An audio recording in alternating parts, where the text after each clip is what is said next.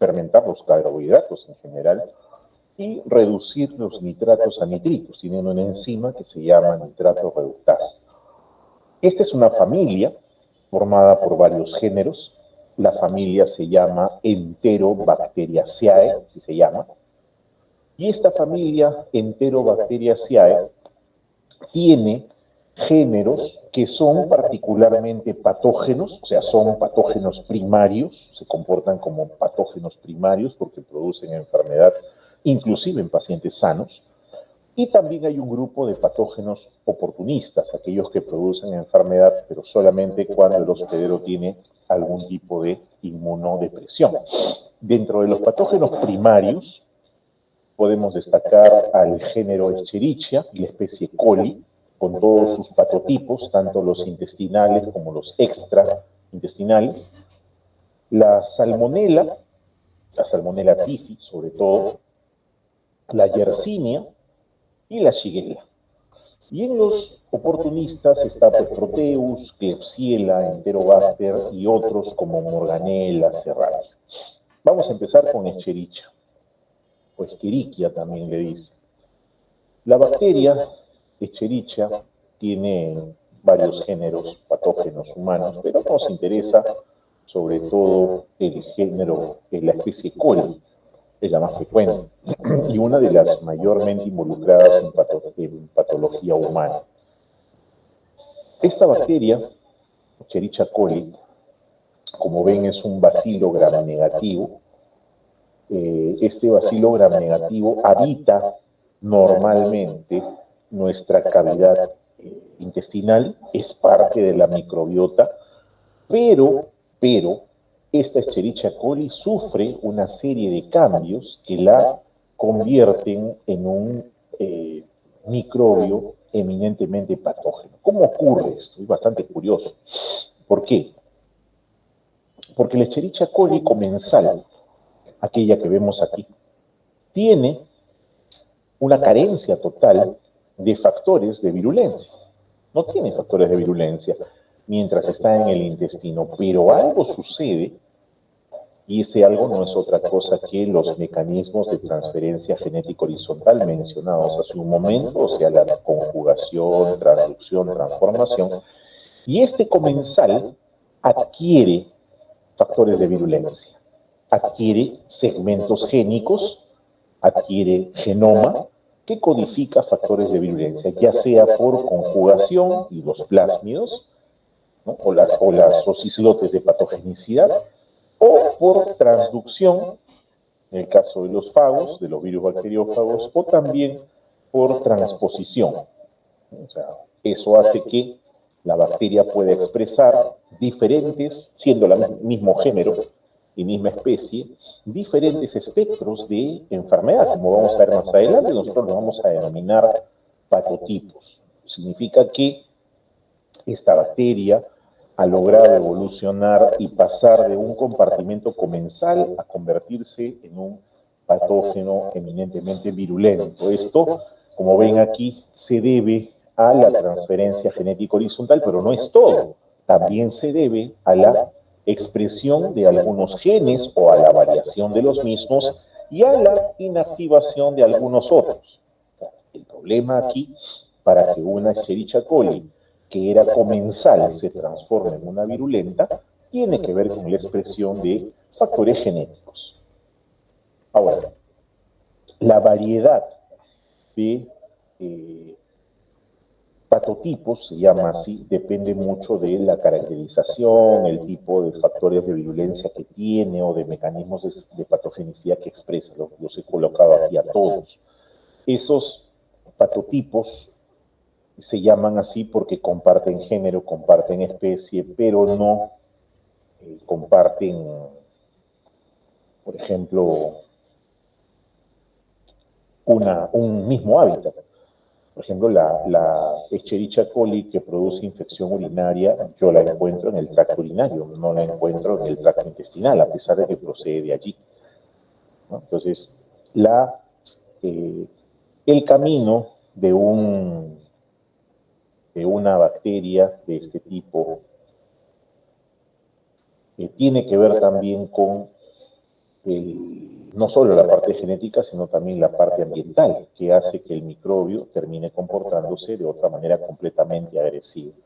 Estos patotipos se diferencian por el modelo de infección que tienen y que es fácilmente reconocible. Si ustedes toman atención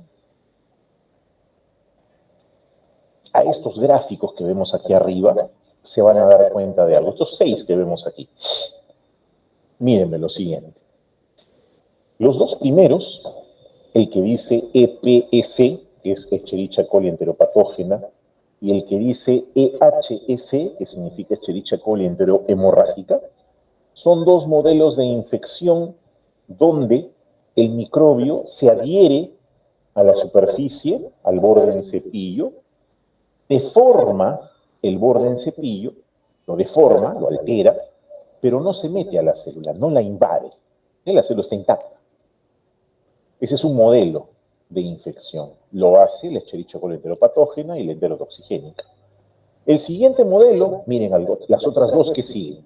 El que dice EPS, que está en celeste, Escherichia coli enterotoxigénica, y EAS, que es la Escherichia coli enteroagregativa. Miren cómo es su patrón de infección. También se unen al borde del cepillo, pero no lo alteran, no lo deforman, no lo rompen, no se meten a la célula. Y el tercer modelo de infección está aquí, EIS, que significa Escherichia coli enteroinvasiva, y un modelo, bueno, también es una enterobacteria, la Shigella flexneri. En este caso, el microbio que ha hecho se ha metido a la célula. No es por fuera su invasión, sino por dentro. Esto tiene que ver mucho con la respuesta inmunitaria, tiene que ver con la generación de citoquinas, con la respuesta inflamatoria, que puede ser moderada, puede estar suprimida o puede ser exacerbada. Estos patotipos tienen modelos propios de producción de enfermedad, los vamos a mencionar a continuación. ¿No? Aquí está la imagen con todos los patotipos al mismo tiempo, aquellos que atacan desde afuera, aquellos que se meten a la célula. Entonces vamos a empezar primero a reconocer los factores de virulencia de esta Escherichia coli. Tiene varios elementos de virulencia, algunos que le facilitan la movilidad, que es el caso de los flagelos. Tiene también un sistema de enzimas abundantes y tiene también una serie de elementos protectores o mecanismos protectores de la respuesta inmunitaria. Por ejemplo, puede responder frente al estrés oxidativo. Esta bacteria puede escaparse del estrés oxidativo, puede anular las especies reactivas de oxígeno, puede inactivarlas. Lo mismo puede hacer a través de la expulsión de los antibióticos, utilizando este factor de virulencia que se llaman bombas de flujo. Las bombas de flujo son proteínas transmembrana que funcionan como canales y que se ubican en la membrana externa. No olvidemos que este es un gram negativo, tiene membrana externa. Entonces allí voy a tener proteínas que van a expulsar los antibióticos del espacio periplásmico hacia el exterior, evitando justamente la muerte. Y también son capaces de formar biopelícula. Importante la presencia de factores de virulencia de este tipo de microbios. Tienen también esto que vemos aquí, que se llama sistema de secreción. Es una especie de canal proteico que usa la célula bacteriana para eliminar sustancias que ya no va a utilizar o que quiere bloquear. Entonces, estos factores de virulencia agrupados así pueden ser las adhesinas, ¿no? Este tipo de enterobacterias tiene adhesinas, Escherichia coli, tiene adhesinas fimbriales, pilis y también afimbriales. Sintetiza y libera moléculas que van a servir para quelar el hierro, sideróforo se llama, moléculas para evadir la respuesta inmunitaria y moléculas que van a servir para poder liberar, por ejemplo, toxinas, ¿no?, al exterior. Vamos a empezar entonces con estos patotipos y el primero que vamos a ver es la Escherichia coli enteroinvasiva. El nombre enteroinvasiva ya les dice, ¿no? Va a invadir la célula. De hecho, lo hace. La Escherichia coli enteroinvasiva es un patógeno entérico que ataca sobre todo la mucosa del colon. o sea, sobre todo el intestino grueso. ¿Y cómo ingresa? No lo hace por arriba. Si ustedes ven aquí en la imagen, donde estoy señalando, el borde en cepillo del colonocito está libre. O sea, no solamente hay colonocitos aquí, también hay por encima, en la luz, hay moco. Entonces, este epitelio tiene la particularidad de poseer unas células llamadas células M o células de micropliegue, y que coincide con la presencia de las denominadas placas de Peyer. Las placas de Peyer forman parte de este tejido órgano linfoide secundario, que es el MALT, tejido linfoide de mucosas. Entonces, el microbio, como no puede ingresar por la superficie apical del colonocito, porque hay moco, porque está muy lejos, lo hace por la célula M. La célula M permite que esto pase a través del mecanismo denominado transitosis. Y el microbio pasa de la luz intestinal hacia el interior. Pero al interior ya del epitelio, habiendo traspasado a la célula M, se va a encontrar este microbio con el macrófago que se encuentra en esa zona, es macrófago residente. El macrófago lo va a reconocer con sus PRRs y lo va a internalizar.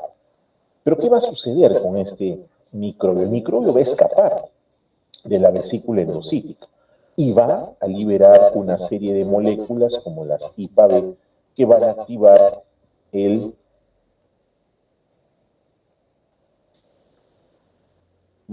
la vía de las caspasas, causando la muerte del macrófago y la liberación de grandes cantidades de interleuquina 8. Como saben, la interleuquina 8 es una quimioquina que atrae neutrófilos. Entonces, una vez que ha matado al macrófago, esta Escherichia coli enteroinvasiva va a tomar contacto con la célula del colonocito, pero ya no por arriba, sino a nivel basal, ya no por la parte apical. Y utilizando sus proteínas de adhesión, las internalinas, la IPA-B. Uy, ¿qué pasó? ¿Se perdió? ¿Se perdió la imagen? Me sale en blanco. ¿Se dejó de compartir? ¿Me avisan, por favor? No, ¿no? Sí se ve, doctor. Ah, perfecto. Sigo entonces, ok. Debe ser la señal de mi internet, porque yo no logro ver nada. Ahora sí. Decía que esta Escherichia coli enteroinvasiva se va a unir utilizando sus proteínas internalinas, la IPA-B, y también las alfa-5-1 integrinas, alfa-5-beta-1 integrinas, para unirse por la parte basal al colonocito, obligándolo a internalizarla. Y una vez adentro, nuevamente se va a escapar del endosoma. Esta bacteria, Escherichia coli enteroinvasiva, no tiene motilidad propia, no tiene flagelos. Por lo general no los expresa, pero sí se puede mover y lo hace manipulando el citoesqueleto de la célula hospedera. Polimeriza la actina, haciendo que la cola de actina que se produce empuje a la bacteria para poder atravesar la membrana celular e invadir las células que están al costado. Por eso se llama Escherichia coli enteroinvasiva. Ahora, ¿eso qué va a ocasionar? La Escherichia coli enteroinvasiva, pues va a ocasionar la desorganización del citoesqueleto, la muerte del colonocito y la diarrea con moco y con sangre. Esta bacteria, Escherichia coli enteroinvasiva, produce disentería. No es común la disentería, pocos microbios la producen. Escherichia coli enteroinvasiva lo hace. Entonces, invade por la célula M, mata al macrófago, ingresa por la parte basal y luego va invadiendo diferentes células, mecanismo invasivo netamente. La enteroagregativa, otro patotipo, la Escherichia coli enteroagregativa. ¿Por qué se llama enteroagregativa? Porque se agrega, forma pilas, uno sobre de otro. Este es su mecanismo de patogenicidad. La bacteria se agrega sobre la superficie del enterocito, en este caso intestino delgado, y forma una especie de cúmulo, bloqueando la superficie absortiva, o sea, impidiendo la absorción de nutrientes, lo que va a causar un incremento de la carga osmótica en la luz intestinal y un incremento en el peristaltismo, por lo tanto, diarrea, una diarrea osmótica.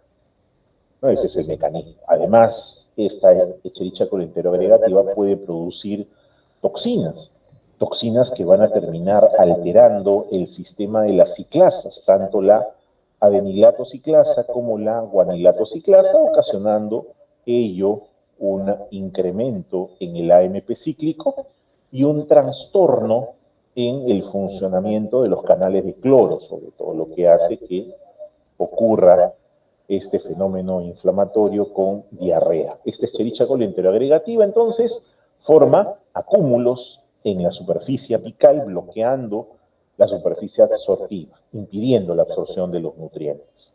Esta Escherichia coli, además, es capaz de liberar algunas toxinas relacionadas generalmente con la estructura. La Escherichia coli enteroadherente se llama así porque se adhiere al borde del cepillo y lo deforma. La Escherichia coli enteroadherente o enteroadherente difusa, también se le dice, es una Escherichia coli que coloniza intestino delgado, también lo puede hacer con el intestino grueso.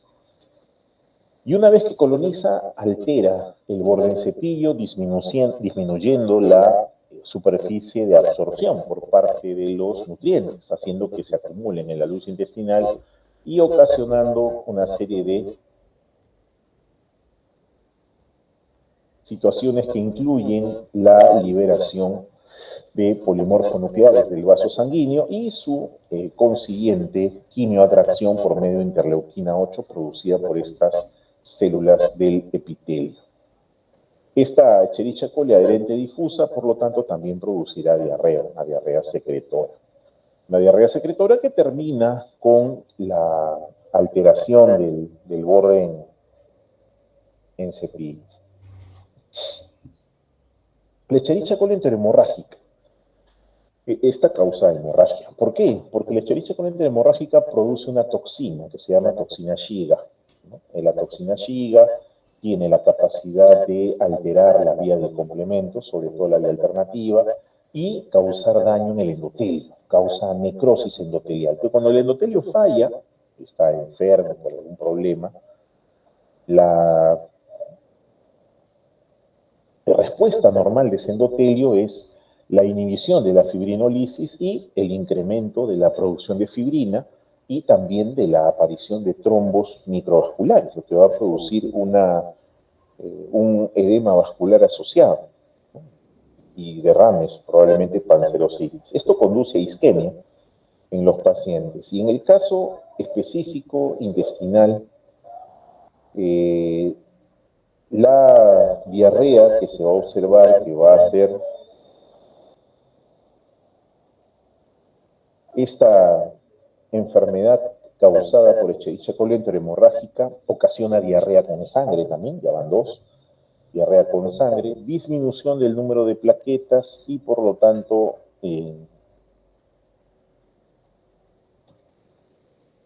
conduciendo al paciente no solamente a una trombocitopenia, sino también a una anemia, que hay ruptura de hematíes, y a una sobrecarga renal de proteínas, lo que conduce a una necrosis tubular aguda, insuficiencia renal aguda, y pudiéndose también observar en algunos pacientes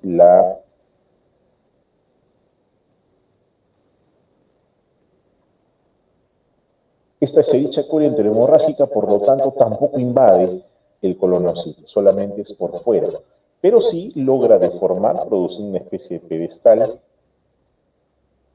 y también la acción de su toxina termina produciendo efectos relacionados con la vasodilatación. Esta Escherichia coli enterohemorrágica, por lo tanto, termina produciendo, mediante su toxina Shiga, diarrea con sangre, disentería. La enterotoxigénica. La enterotoxigénica se llama así porque produce toxinas, es una bacteria que se adhiere al borde del cepillo, pero que produce toxinas que actúan de inmediato, toxinas que actúan sobre todo alterando los canales iónicos y haciendo que se pierda agua. Esta Escherichia coli enterotoxigénica también produce toxinas, las toxinas termoestables y las toxinas termoresistentes. En ambos casos termina alterándose la vía de las quinasas y también termina el incremento de la el acúmulo tanto del AMP cíclico como del GMP cíclico, lo que trae como consecuencia una alteración en la fosforilación dirigida hacia los canales de fósforo. Y esto inhibe, a su vez, la secreción de cloro e inhibe también la reabsorción de sodio y de cloruro, con lo cual la estabilidad osmótica de esta célula se ha perdido y está condenada a morir. Esta misma Escherichia coli enterotoxigénica, al producir este tipo de toxinas, favorece la respuesta inmunitaria. ¿Por qué? Porque los factores de colonización aumentan mucho más. Esta Escherichia coli enterotoxigénica puede entonces producir enfermedad asociada muchas veces a medidas higiénicas deficientes o contaminación cruzada, en el caso de la preparación de alimentos donde primero se corta la carne y luego los vegetales, tipo contaminación cruzada existe. La Escherichia coli enteropatógena, que es otro patotipo. Esta Escherichia coli enteropatógena se llama así porque se adhiere al epitelio, deforma el borde en cepillo, formando una especie de pedestal y una alteración de todo el ciclo celular conduciendo a la célula al borde de la muerte. Esta Escherichia coli enteropatógena tiene la particularidad de tener este sistema llamado sistema de secreción de tipo 3, que funciona como si fuese una jeringa molecular, permitiendo que la bacteria pueda inyectar proteínas, factores de virulencia, dentro de las células hospederas, en nuestras células. Ese es un paso importantísimo que tiene Escherichia coli enteropatógena en su camino de producción de enfermedad.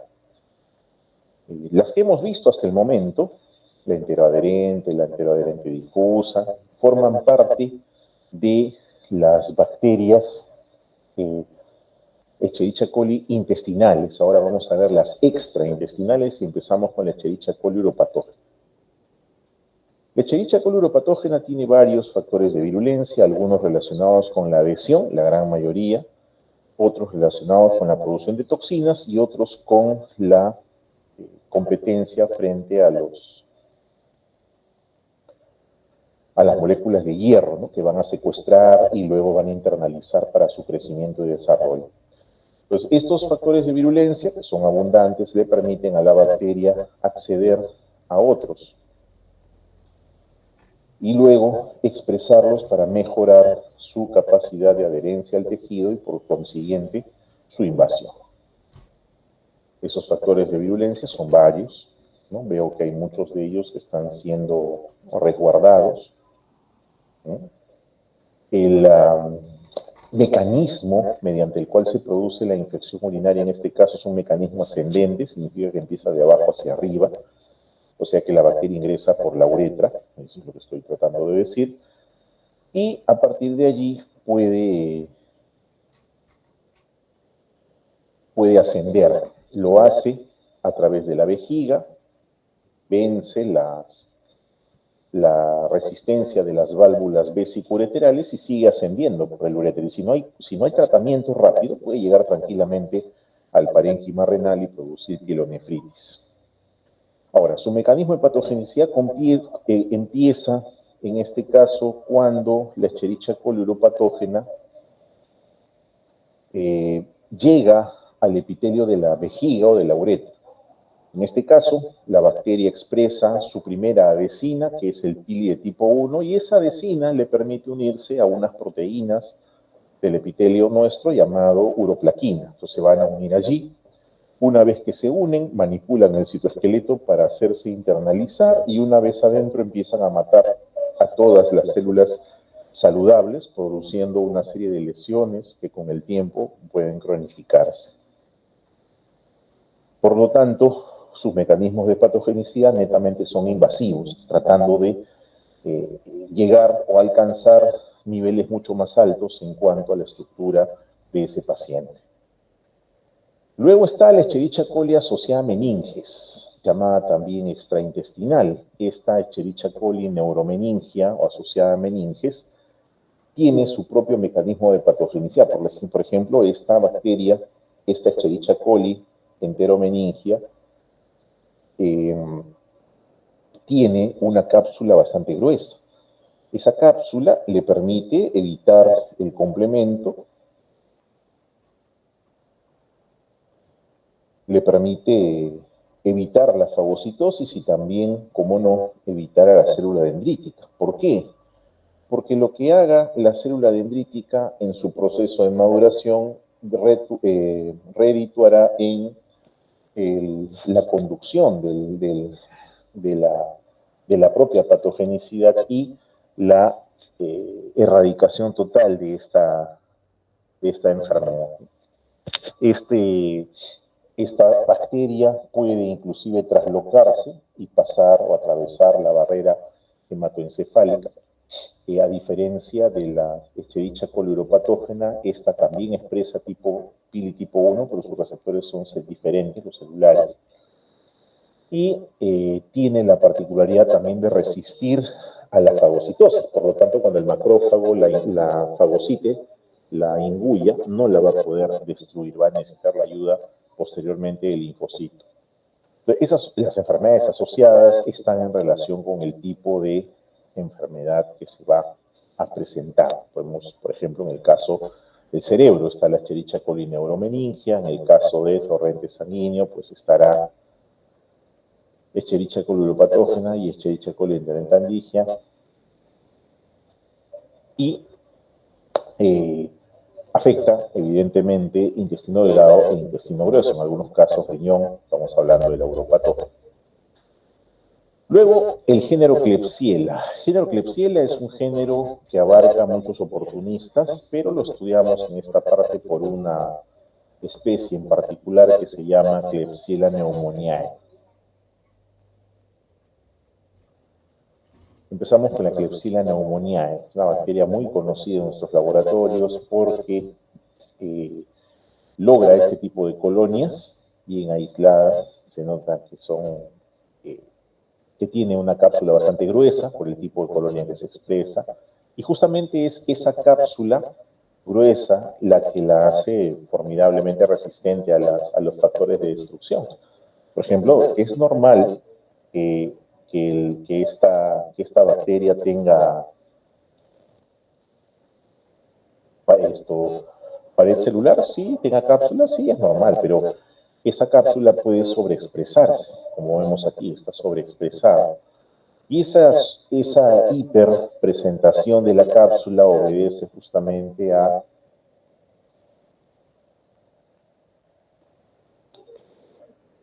una estrategia designada por la bacteria para no solamente resistir a la fagocitosis, sino también resistir a los péptidos antimicrobianos humanos, al complemento y a la opsonización, además de atenuar la respuesta inflamatoria.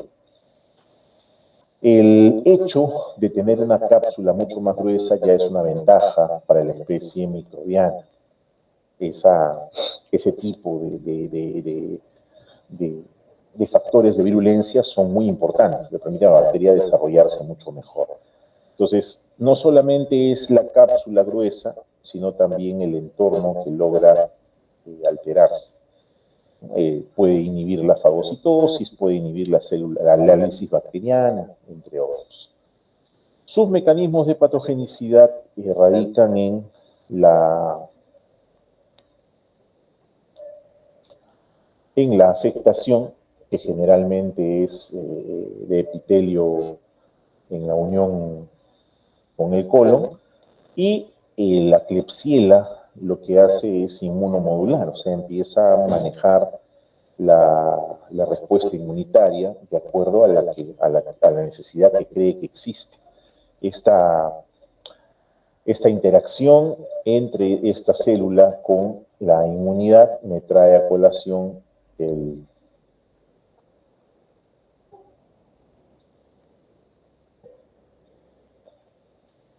la Klebsiella interactúa mucho con la inmunidad innata. De hecho, el neutrófilo, la dendrítica, el macrófago y la propia célula epitelial, al detectar Klebsiella pneumoniae, emiten una especie de moléculas de alarma.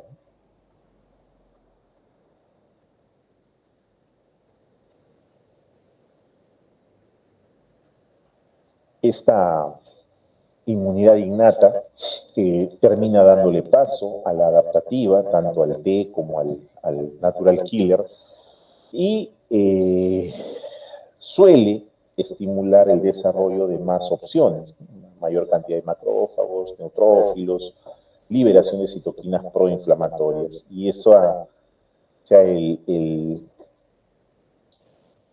la acción que tienen estos factores de virulencia sobre nuestra respuesta inmune es asombrosa, porque pueden modularla a tal punto de hacerla insuficiente, ¿no? Eso es lo que va a ocurrir con este tipo de microbios que combaten eficientemente la respuesta inmunitaria.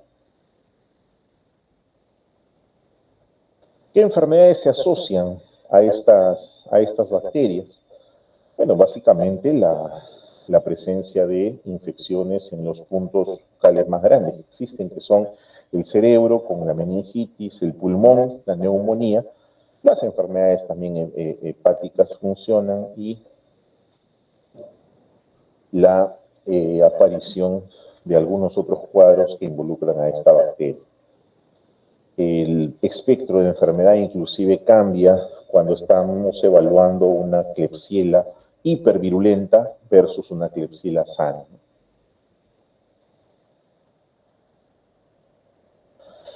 El género Salmonella, este es otro género importante del cual nos conviene revisar a la Salmonella entérica, Cerobartifi, antes conocida como Salmonella typhi. Salmonella typhi es otra de las bacterias ejemplo, ¿no? Igual que el estáfilo.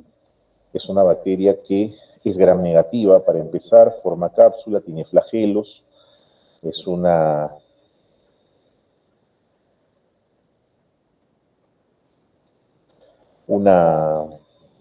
interacción sobre todo con la microbiota. Ahora vamos a ver cómo es que Salmonella interactúa con la microbiota para poder ser aceptada. De otro modo, las defensinas y las catelicidinas van a ir directamente a la superficie de sus tejidos.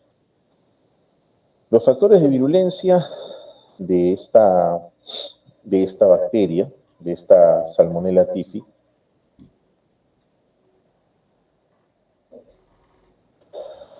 son variados, ¿no? Tiene varios factores de virulencia. Uno de ellos es el sistema de secreción de tipo 3.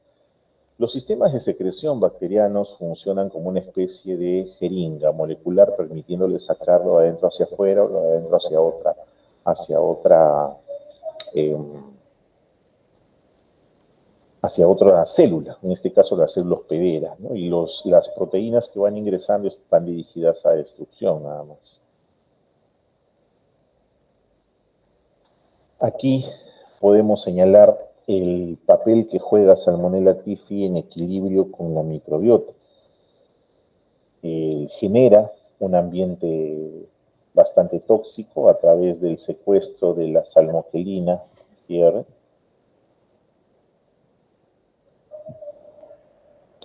Esta generación de un ambiente diferente hace que las bacterias de microbiota mueran, deje un espacio para que estas bacterias colonizadoras inmediatamente empiecen a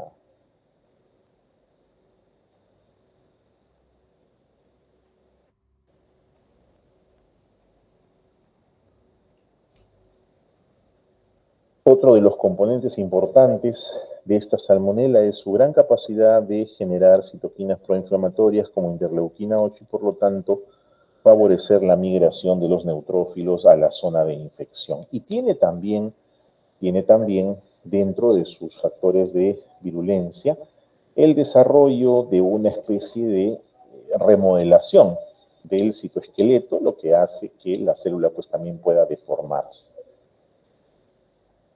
Esta infección va a desencadenar un cuadro de inflamación, pero esta es una bacteria que causa bastante destrucción y que puede, dado su estatus, ¿no?, de completamente provisional, que puede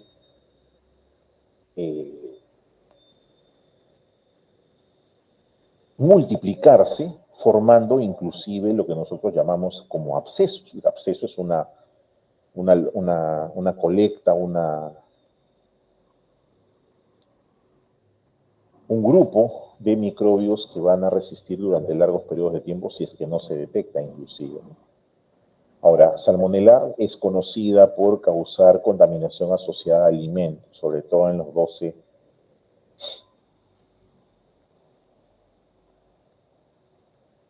Esta conduce a la persona que se infecta por Salmonella tifia a convertirse en ¿no? Un portador crónico. ¿Por qué? Porque esta bacteria, esta Salmonella tifi, logra almacenarse y de esta manera pasar a ser un portador crónico. Significa que siempre va a estar contagiando la enfermedad, ¿no? A pesar de que a él ya no le dé. El espectro de enfermedad está pues en la fiebre tifoidea, que es una fiebre generalmente alta, 35, 40 grados, con alta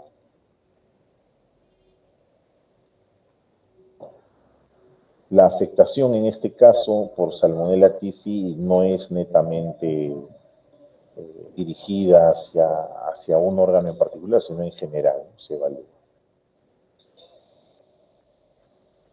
El otro género es la Yersinia. Vamos a hablar de Yersinia pestis. Ya ustedes nos contarán acerca de la Yersinia enterocolítica y la pseudotuberculosa. La Yersinia, bacilo gram negativo, bastante corto, con flagelo. Y esta Yersinia presenta también dentro de su estructura varios segmentos cromosómicos extragenómicos, denominados plásmidos, que le van a representar pues, una serie de ventajas evolutivas con respecto a los demás microbios, ¿no? En el caso de la Yersinia, destaca la presencia de la fosfolipasa D, la presencia de la cápsula, la presencia de un sistema llamado sistema de secreción 3, donde se secunda la formación de una especie de poro en su alrededor.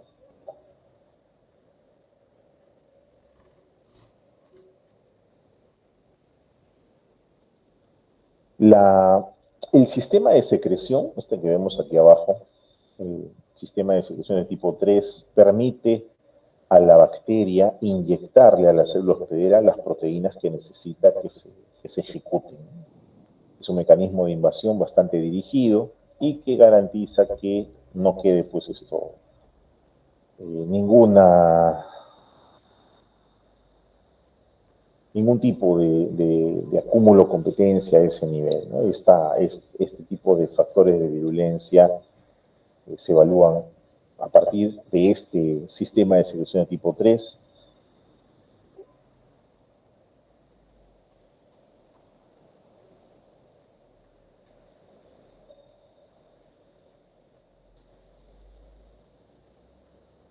Vamos a ver aquí. Aquí se aprecia bien. Observen ustedes a la bacteria con sus adhesinas, que son la parte azul, pero a su vez el lipopolisacárido, porque es un gram negativo, es reconocido por el receptor PRR-TLR4, lo que desencadena una serie de fosforilaciones de la vía de las quinasas, de las MAP-quinasas. Y también vemos aquí cómo funciona este aparato de secreción de tipo 3, que no es otra cosa que una jeringa molecular, el inyectosoma. Y ese inyectosoma va a contribuir con la producción de citoquinas, va a contribuir con la supervivencia celular, lo mismo con el pseudo...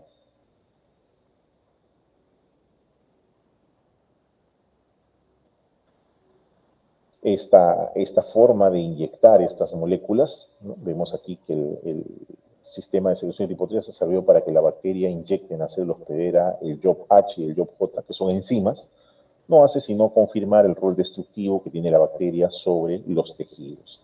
Esta Yersinia pestis es la bacteria que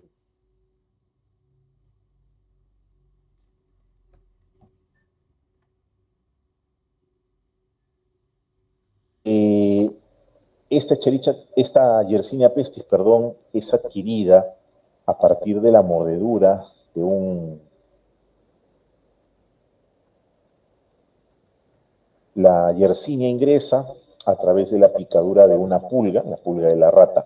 La saliva de la pulga es la que contiene la bacteria, esta ingresa a nuestro organismo y desarrolla enfermedad tanto en el pulmón como en los ganglios, de allí las formas, ¿no? La forma pulmonar y la forma bubónica, donde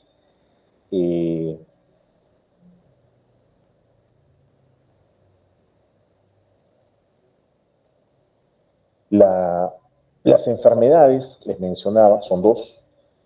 La peste o plaga neumónica, la cual tiene un punto de partida respiratorio. Lo que hace el paciente es neumonía. Y la que está en el número 2, que es la peste o la plaga bubónica, ¿no? Que es más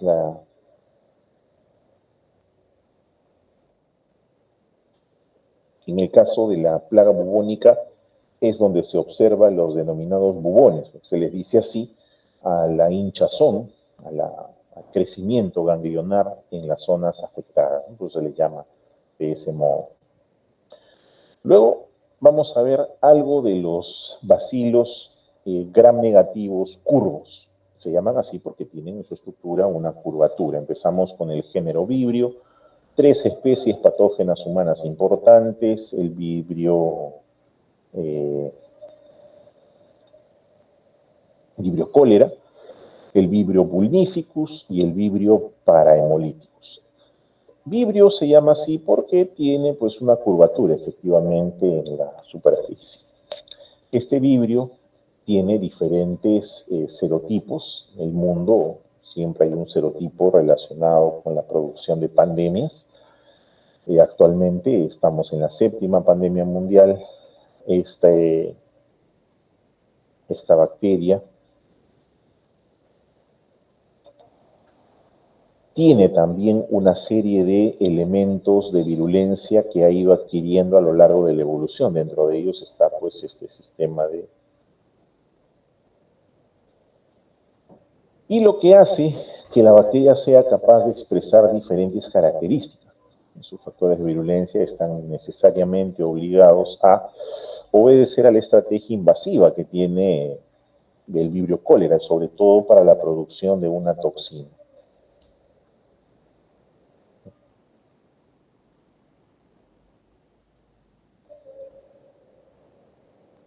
El Vibrio cólera produce una gastroenteritis llamada cólera y que consiste en una diarrea eminentemente acuosa, ¿no? Inclusive se describe la diarrea como agua de lavado de arroz. Cuando lavan el arroz, el agua campesina, manchada, blanquecina, y eso es lo que se ve con el cólera, ¿no? Por eso se le llama así.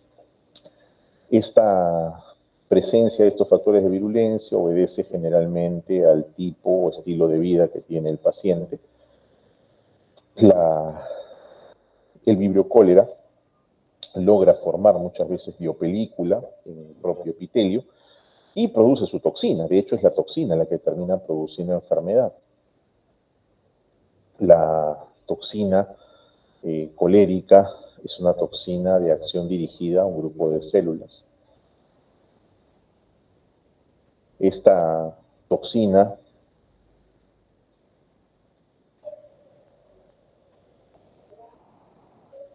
este Vibrio cólera, perdón, aquí, tiene la particularidad de que cuando invade lo hace en grandes cantidades. O sea, la dosis infectante es bien alta. Estamos hablando de 100.000 bacterias para poder ser infectado con cólera. Esto se debe a que esta bacteria suele ser destruida por el ácido gástrico. Entonces necesita invadir bastante cantidad. Y hay dos factores asociados aquí, no solamente la toxina colérica, sino también el pili corregulado por toxina, ¿no? Que es el que...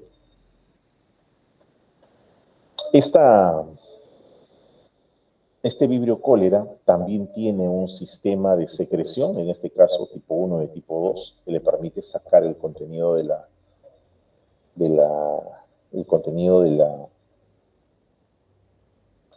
toxina al exterior. El funcionamiento de la toxina comienza cuando la bacteria se adhiere al epitelio, libera sus proteínas de adherencia, luego su toxina y finalmente el trastorno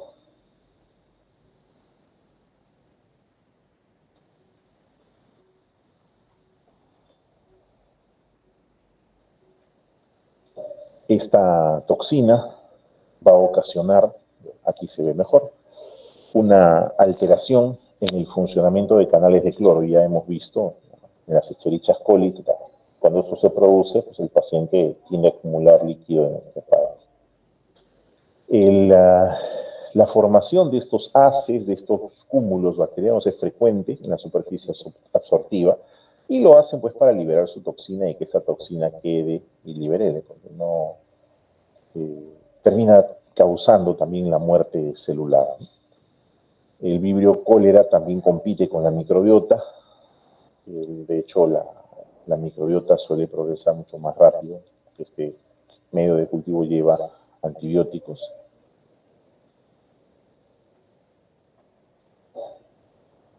La microbiota es importante en el caso de la patogenicidad por vibrio cólera porque funciona como una barrera. Ya nosotros hemos visto esta descripción cuando hablamos del sistema inmune innato, hablamos de barrera primaria, secundaria y biológica.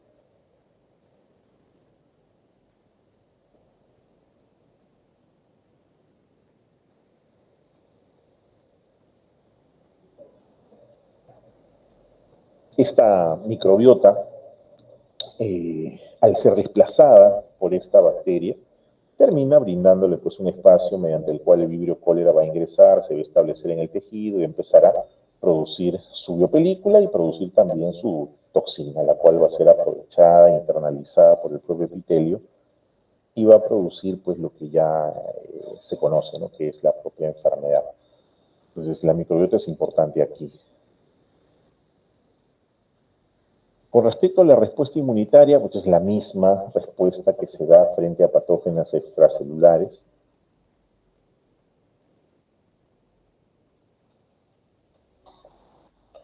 Sin embargo, el vibrio cólera no es invasivo, o sea, no pasa al torrente sanguíneo, solamente se queda arriba y produce la toxina, ¿no? Entonces, a tener en cuenta también ese mecanismo. El cólera puede producir además náusea y vómito, puede perderse hasta 30 litros por día, es bastante. El género Campylobacter, este es otro género diferente, nos interesa la especie Yeyuni. El Campylobacter se le llama así porque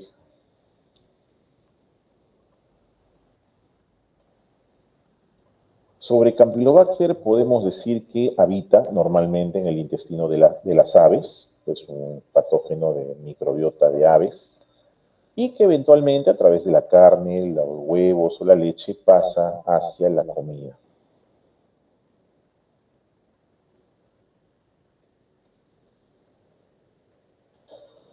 Entonces, su punto de ingreso viene a ser necesariamente la vía oral. Y a partir de allí es que Campylobacter expresa todo su arsenal de factores de virulencia, porque tiene factores de virulencia dirigidos a movilizarse, tiene flagelo, a adherirse, a invadir y a romper las moléculas proteicas de las células hospederas, o sea, tiene proteasas para eso. Esta bacteria logra adherirse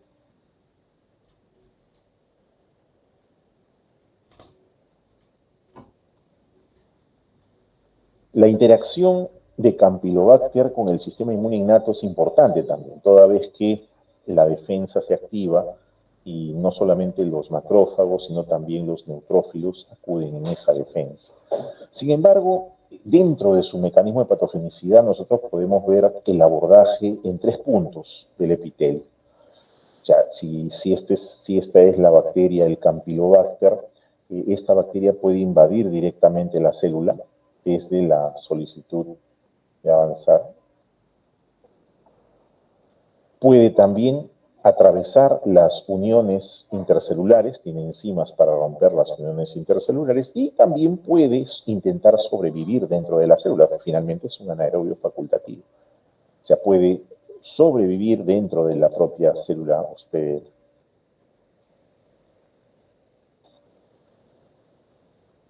Esto incluye, una vez que se rompen los enlaces entre células, la desfacelación o desprendimiento de las células más superficiales, con lo cual se está perdiendo en la superficie epitelial. Entenderán que si se pierde la superficie epitelial, lo que voy a tener es diarrea con moco y con sangre.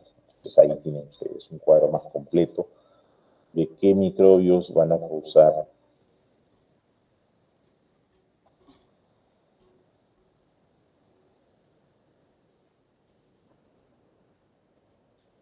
por lo tanto, la diarrea que vamos a observar será diarrea con moco y eventualmente podremos ver también diarrea con sangre. Con sangre. Su, su patogenicidad también radica en las moléculas que va a generar su acción, interferinas, interferones, y la cantidad de microbios que ingresan suele estar entre 50.000 y 100.000 a dosis infectante, pero lo que produce, sobre todo a nivel de la respuesta inmune, es una respuesta de defensa, ¿no? De defensa frente a tanto al neutrófilo como a célula dendrítica y al macrófago. Ahora, el espectro de enfermedades es amplio, no solamente abarca el sistema nervioso central, o sea, no todo es meningitis, también hay otro tipo de enfermedades, pero son bastante variadas, o sea, puede afectar prácticamente cualquier tejido. Y hay una que llama la atención y que se denomina síndrome de Guillain-Barré. Síndrome de Guillain-Barré obedece a un mecanismo patogénico que significa mimetismo, o sea, la bacteria adquiere o sintetiza, si es que no lo tiene, una proteína que es utilizada por alguna de nuestras estructuras celulares. Y eso pasa justamente en el síndrome de Guillain-Barré con la mielina, porque los anticuerpos que se producen frente a la mielina son similares, casi igualitos a los anticuerpos que se han producido durante la respuesta frente a Campylobacter, ¿no? Es un síndrome postinfeccioso en realidad. Me explico, a ver. Nosotros, el paciente, se infecta con Campylobacter.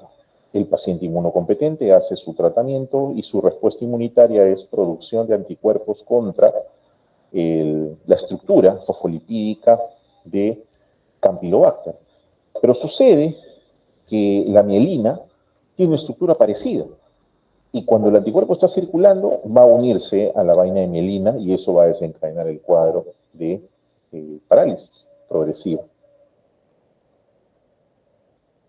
Fuera de eso, puede invadir y producir enfermedad prácticamente en cualquier tejido, incluye la piel y los huesos.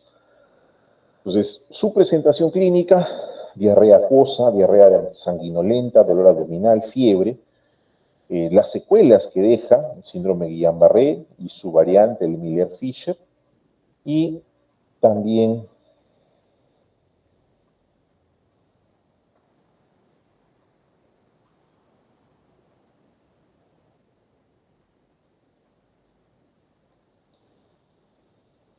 Helicobacter.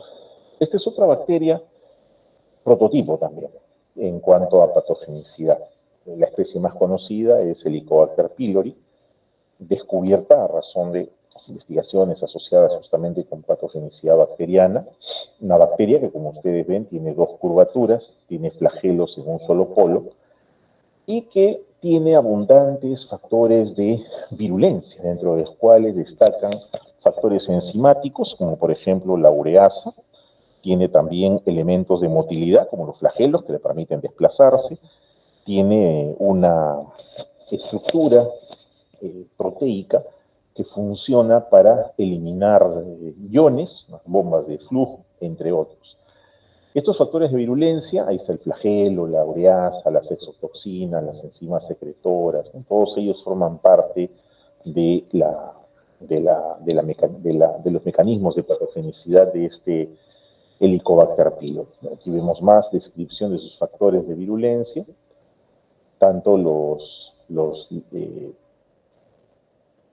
lipopolisacáridos, por ser una bacteria gram negativa, el peptidoglucano, tiene una pared celular delgada, de todas maneras la tiene, la ureasa. Inclusive sus moléculas de adhesión, que se expresan en un momento clave. Hay dos moléculas de adhesión importantes en Campylobacter. Una es la molécula SAP-A, ¿no? SAP, que significa sialil, es una adesina que se relaciona con el ácido siálico, o sea, el receptor celular nuestro es el ácido siálico, y ácido siálico tenemos en todos nuestros tejidos. Y el otro es el receptor de Lewis B, que es un receptor que lo expresan solamente aquellas personas que tienen el grupo sanguíneo Lewis B, ¿no? Entonces, no todos lo tenemos. Eso hace que la susceptibilidad por infecciones, por Helicobacter pylori sea mayor en las personas que sí lo tienen. ¿Cuál es la mecánica de la invasión? La voy a poner aquí, en esta se explica. Helicobacter pylori ingresa a nuestro cuerpo por la vía digestiva. Es una bacteria patógena intestinal, por lo tanto, su ingreso es por vía digestiva. Al ingresar con la comida o con el agua, la bacteria pasa de la faringe al esófago y de ahí cae al lago mucoso del estómago. ¿Y qué va a haber en el estómago? Si ustedes recuerdan su estructura del estómago, tienen el epitelio, encima del epitelio hay moco y encima del moco hay líquido, en este caso hay ácido clorhídrico, con pH de 1 a 3, o sea, recontra ácido. No vamos a encontrar otra cosa más allí. Entonces, cuando cae la bacteria a este lago mucoso en el estómago, el ambiente es hostil, es ácido. Casi ninguna bacteria sobrevive a ese pH. Por eso es que no hay microbiota en el estómago. Pero esta bacteria, este Helicobacter pylori, activa un factor de virulencia llamado ureasa. La ureasa es una enzima. La ureasa hidroliza la urea. Y al hidrolizar la urea, se terminan produciendo metabolitos, se producen protones, hidrogeniones, se produce también amoníaco, los cuales, actuando con la anhidrasa carbónica, terminan produciendo bicarbonato. El bicarbonato es un tampón, es un buffer, que lo que hace es elevar el pH, y dejarlo cercano a la alcalinidad, ¿no? Al neutral, al 7. Entonces, con eso, ya el Helicobacter vence su primer obstáculo, que era el ácido, pero sigue el segundo, porque debajo de ese ácido, ¿qué cosa hay? Moco. Pero no es un moco cualquiera, no es un moco laxo, no es un moco suelto, es un moco duro, es un moco grueso. Y el Helicobacter tiene que atravesarlo. Entonces, pero para poder atravesarlo hay que romperlo. Entonces, ¿qué hace el Helicobacter? En su polo anterior tiene unas bombas de flujo que lo que hacen es liberar enzimas llamadas mucinasas. Las mucinasas empiezan a romper los enlaces del moco, haciendo que este moco se vuelva flácido, se vuelva suelto. Inmediatamente la bacteria activa el movimiento de sus flagelos, haciéndose propulsar para bajar hasta tomar contacto con el epitelio. Eso es lo que va a suceder. Y una vez que toma contacto con el epitelio, empieza a expresar esos factores de adherencia que hemos visto, el SAP-A, el BAP-A. Y aparte nosotros expresaremos algunos otros más. Esta bacteria tiene la capacidad de expresar este sistema de secreción de tipo 4, que lo que hace es inyectar en la célula hospedera una serie de moléculas, dentro de ellas esta toxina, la CAG-A.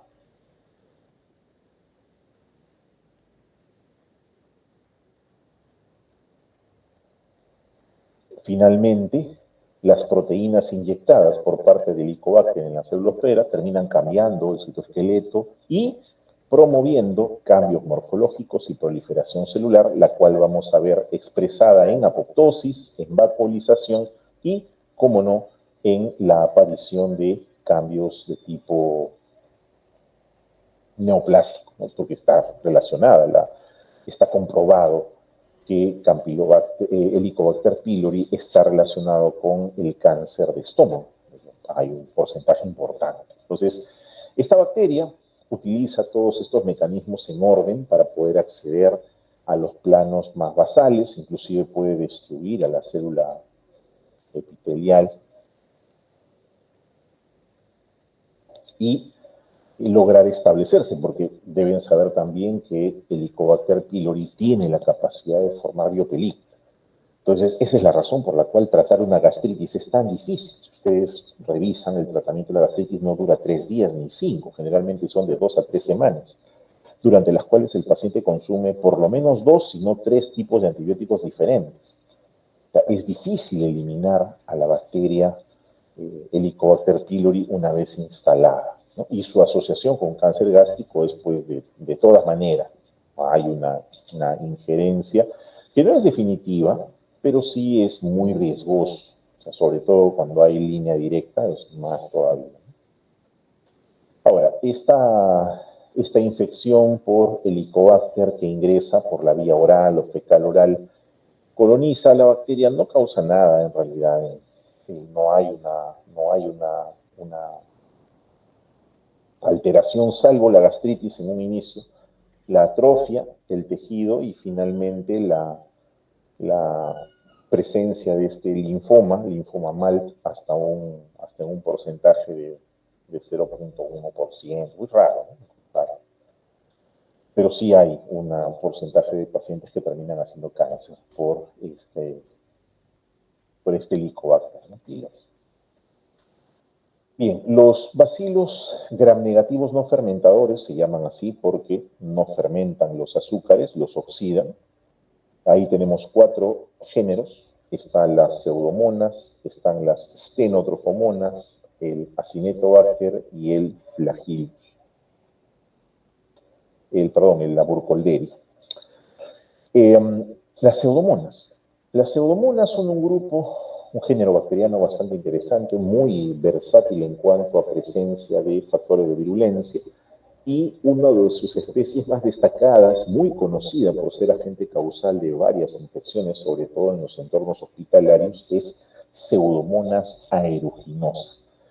Esta es la apariencia que tiene Pseudomonas, una bacteria con abundantes apéndices, pelos, un montón. Esta Pseudomonas aeruginosa tiene ya en su conformación una serie de elementos, como por ejemplo los pili,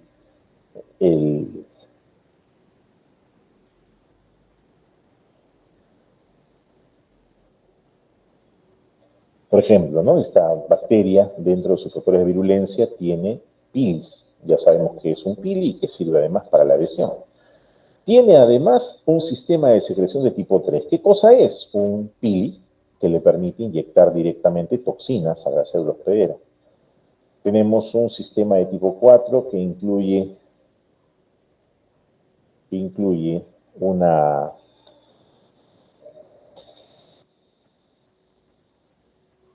liberación de un elemento que forma parte de la cara externa, de la membrana externa de este gram negativo, que es la endotoxina. Recordemos que es el lípido A. Asimismo, la presencia de flagelos, que ayuda para moverse, y de algunos pigmentos que ayudan como enzimáticos, ¿no? La tiocianina, la piroverdina, y esta biopelícula que forma suele ser, pues, evidentemente antifagocítica, ¿no? Con esa finalidad la forma.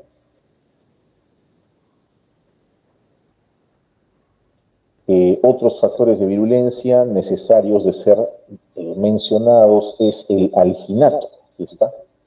El alginato es la materia prima más importante para la formación de biopelícula, lo mismo que los ramnolípidos. En el caso de elevación inmune, tenemos a la fosfatasa alcalina y a la elastasa.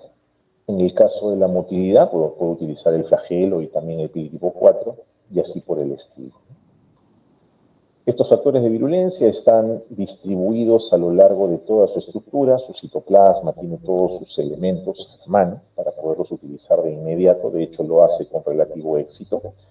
Esta Pseudomonas aeruginosa puede también, en estos casos, inyectar proteínas o enzimas listas ya en el citoplasma de la célula hospedera, haciendo que esta célula hospedera muera, ¿no? Y de esta manera la bacteria se alimente. Es una particularidad que la tiene Pseudomonas aeruginosa también. Y por ello puede producir enfermedad pues, en diferentes tejidos. Es conocido las infecciones que causa en el parénquima pulmonar, sobre todo en aquellos pacientes con dificultad o algún tipo de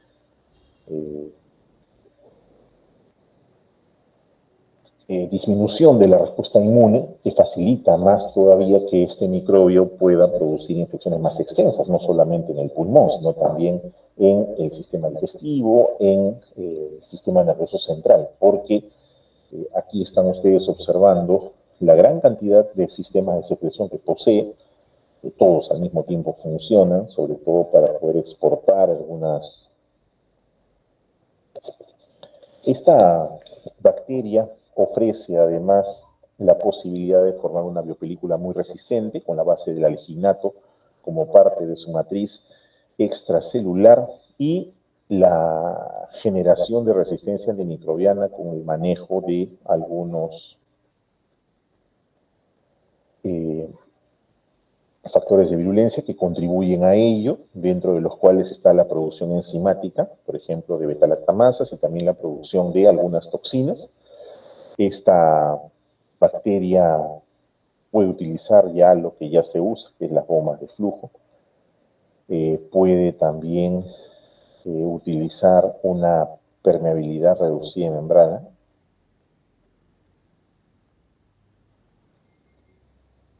Y lo mismo sucede con la transferencia genética horizontal, que en esta bacteria también es importante. Entonces vamos a tener Pseudomonas aeruginosa involucrada en las infecciones de piel, sobre todo cuando hay pérdida abundante, estos se ven quemados, infecciones de tracto urinario, infecciones de catéter, infecciones de implantes, sean naturales o adquiridos, y una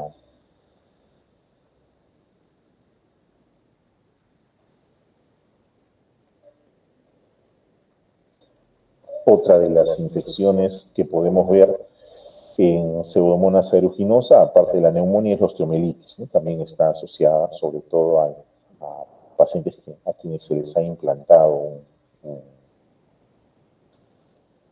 una prótesis. Y por lo tanto sus enfermedades pues, son variadas en función de ello, ¿no? Puede producir enfermedad, por ejemplo, la otitis externa maligna, llamada también oído del nadador, puede producir infecciones hospitalarias, puede producir meningitis.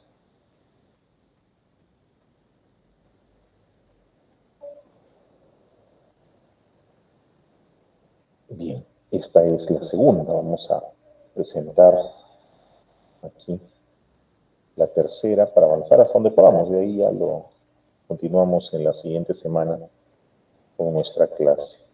A ver, vamos a ver aquí. Ajá. Esta es.